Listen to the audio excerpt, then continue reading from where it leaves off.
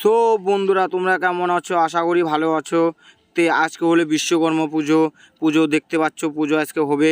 তে আমি চলে আসছি কারখানাতে। দেখো সব আয়োজন করা রেডি হয়ে যাচ্ছে, খিচুড়ি ভোগটা রান্নাবাড়ি করবে।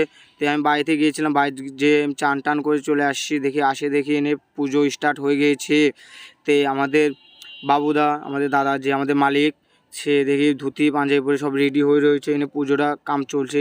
আমি উপাস ছিলাম, কিন্তু আজকে আমি উপাস থাকতে পারি না, একটু পরে আমি চলে যাবো, কেন আমার আজকে ক্যাটারিং আছে, বিশ্বকর্মা পুজোর উপলক্ষে ক্যাটারিং আছে।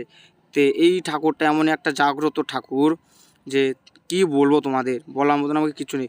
তারপরে আমি ঝাই বাজাচ্ছিলাম, বললো ঝাই বাজাতে, তো ওদিকে ঢাকঢোল বাজছিলো। কিন্তু বিশ্বকর্মা ঠাকুর মানে ভগবান একে যা করতে বলেছে তাই করে দেখাই দিয়েছে। সেরকম আমরাও হতে চাই, কিন্তু আমরা তো পারবো না ঠাকুরের মতন হতে। ঠাকুর হলে একটা ঠাকুর, তে আমরা প্রত্যেক বছর এর পুজো করি। দেখতে পাচ্ছ আমাদের অশ্ববাতি সামনেই রয়েছে, আমরা খাট টাট বানাই, কিন্তু এই ঠাকুরের কাছে আমরা অনেক অনেক কী বলবো। কিন্তু ভিডিওটা যদি ভালো লাগে লাইক কমেন্ট শেয়ার করে দিবা।